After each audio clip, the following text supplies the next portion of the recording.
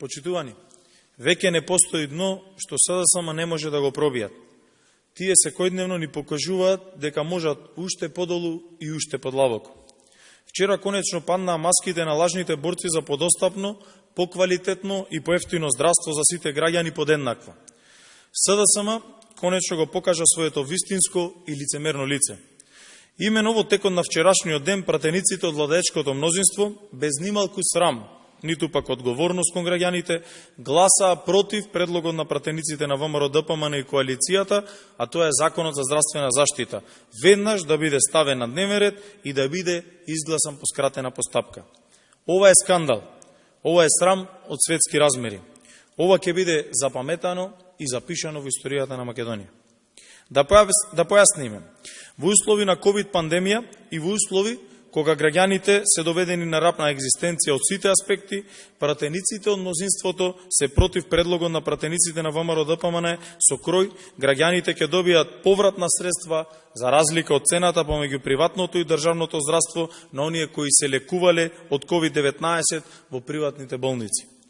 Исто така, пратениците од СДСМ се против предлогот каде оние граѓани кои нема да бидат примени во државна установа, да може да бидат лечени и примени во приватна установа, но по цена како она на државното здравство. Значи, пратениците од СДСМ сакаат и немаат ништо против граѓаните да плаќаат илјадници евра лекувајќи се од ковид по приватните болници.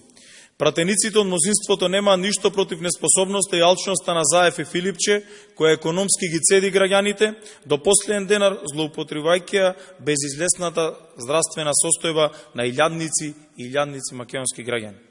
Ова е срамно и жално, но сепак вистинито. Ова е македонската реалност кога СДСМ е на власт. Ова е фамозниот живот за сите кои тие толку го ветува. За таа цел, македонската јавност мора да ја знае вистината.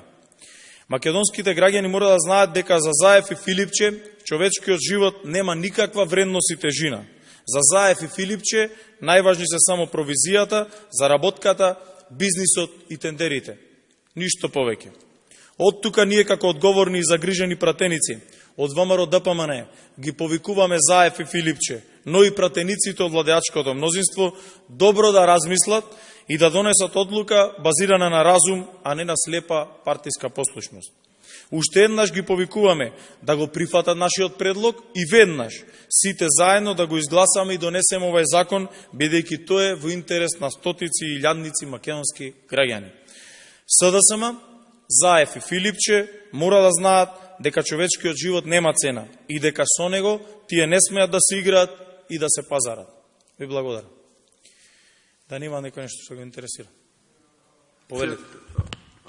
Токму завршила комисија за политички систем, каде што се разгледуваше иницијативата за референдум. За референдум поврзан со учебниците. Поврзан за учебниците. Да. Како вие го толкувате сето тоа што се донесе, дека иницијативата е неуредна и дека не може да се прифати?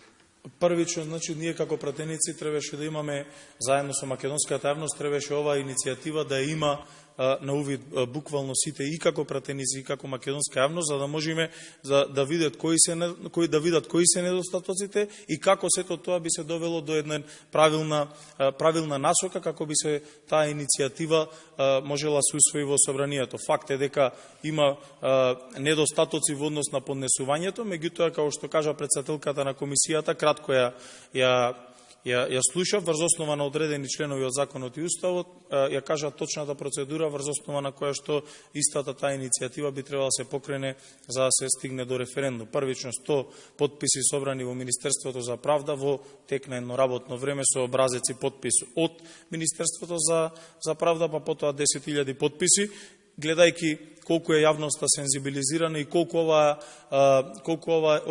закон поврзан со учебниците како јавност има против, убеден сум дека оваа иницијатива уште од утре ќе започне по текот на кој што претседателката на комисијата каже и дека во скоро време ќе имаме и собрани 10.000 потписи и референдум на кој што граѓаните ќе се изјаснат околу овој предлог закон. Повели.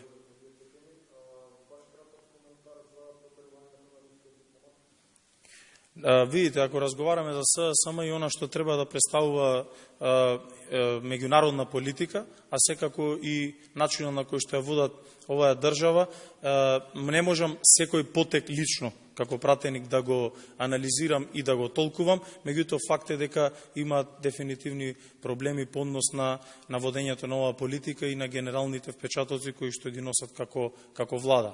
Тој поток ќе прашате нив зошто го донеле и би требало да имаат објаснение. Кога ВМРО ДПМН би било на власт, би било одговорно за последици, односно за постапките кои што ќе ги носи.